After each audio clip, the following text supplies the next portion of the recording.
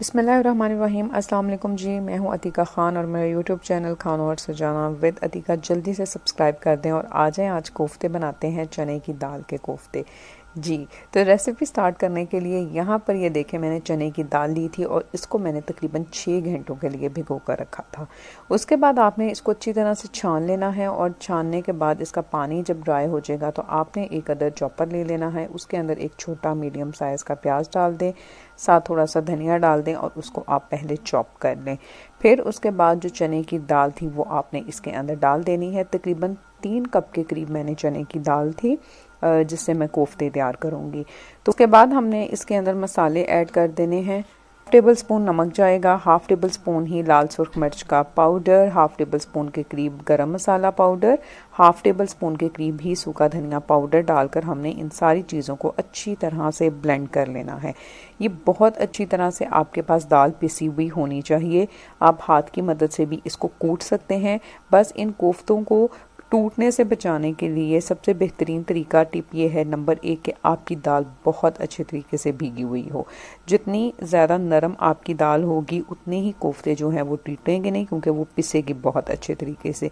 दूसरी बात यह कि दाल को आपने छान कर उसका पानी आपने अच्छे तरीके से ड्राई कर लेना है। पानी उसके अंदर होगा तो आपके कोफ्ते जो हैं वो अच्छे से नहीं बनेंगे। तीसरी बात, आपने इसको अच्छी तरह से पीस लेना है। दाल बहुत अच्छी तरह से पिसी हुई होगी तो कोफ्ते बिल्कुल नहीं टूटेंगे। अगर थोड़ी सी भी ये दानेदार हुई तो आपके कोफ्ते जो हैं वो टूटने का ख़तरा है। चौथी बात ये कि अगर आप इसको फर्स्ट टाइम ट्राई कर रहे हैं और फिर भी किसी गलती की वजह से आपके कोफ्ते टूट रहे हैं तो सारी चीज़ें ज़ाया करने की बजाय आप या तो इनके पकौड़े बना लें या तो फिर इसके अंदर 2 टेबल स्पून के करीब ब्रेड क्रम्स डालकर आप ये कोफ्ते ट्राई करेंगे तो उससे भी बन जाएंगे। तो ये देखें मैंने कितने ज़बरदस्त कोफ्ते बने हैं, बिल्कुल कोई कोफ्ता नहीं टूटा। तो साथ हम ऑयल गरम किया था मैंने, उसके अंदर इन कोफ्तों को डाल देंगे। जब आपने इन कोफ्तों को डालना है 2 से 3 मिनट तक आपने इनको बिल्कुल नहीं छेड़ना। जब ये थोड़े से कलर चेंज होगा फिर आप इनकी साइड को चेंजिएगा। मीडियम फ्लेम के ऊपर जब तक ये ब्राउन नहीं हो जाते आपने इनको फ्राई कर लेना है और फिर निकाल लेना है।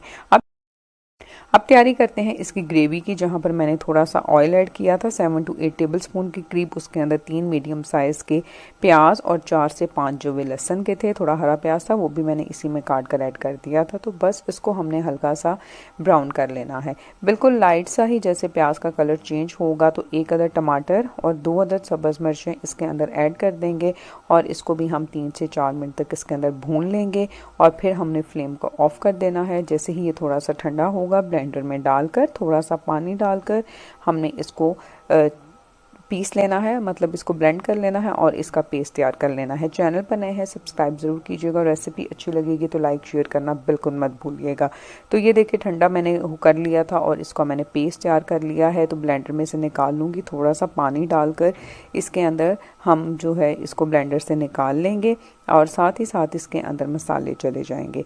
जो मसाले हमने इसके अंदर ऐड करने हैं, हाफ टेबल स्पून के करीब इसके अंदर लाल सुर्ख मिर्च का पाउडर जाएगा, हाफ टी स्पून हल्दी चली जाएगी, हाफ टी स्पून ही हम गरम मसाला पाउडर ऐड करेंगे। इसके अंदर हमने हाफ टेबल स्पून ही नमक भी ऐड किया था। तो बस इसको हम अच्छी तरह से भून लेना है। इसको बहुत अच्छी तरह से आप भूनेंगे तो ग्रेवी बहुत ज़बरदस्त बनेगी। तो इसको कवर कर दें। अगर ये बहुत ज़्यादा पकने लगेगा तो आप इसको कवर कर कर पका सकते हैं। तो ये देखें इसको मैंने इतना अच्छी तरह भूना है कि ऑयल इसके ऊपर आ गया है। तो अब इसके अंदर हमने पानी डाल देना है। फ्लेम को मैंने इस वक्त मीडियम टू हाई किया हुआ है और 3 ग्लास के करीब मैंने पानी डाला था। यहाँ पर आपकी अपनी मर्जी है, जितनी ग्रेवी या जितना शोरबा आपने तैयार करना है उसके हिसाब से आप पानी डाल दें। जैसे ही ये शोरबा पकना स्टार्ट हुआ था मैंने इसको कवर कर कर मीडियम फ्लेम के ऊपर 7 से 8 मिनट तक अच्छी तरह से पका लिया था कि हमारे पास ग्रेवी ऑलमोस्ट रेडी हो चुकी थी। अब इसके अंदर हमने कोफ्ते डाल देने हैं और फ्लेम को मैंने इस पॉइंट पर भी मीडियम टू हाई रखा हुआ है। यहाँ पर 5 मिनट तक अब आपने इसको 5 से 6 मिनट तक मीडियम टू हाई फ्लेम के ऊपर पकाना है।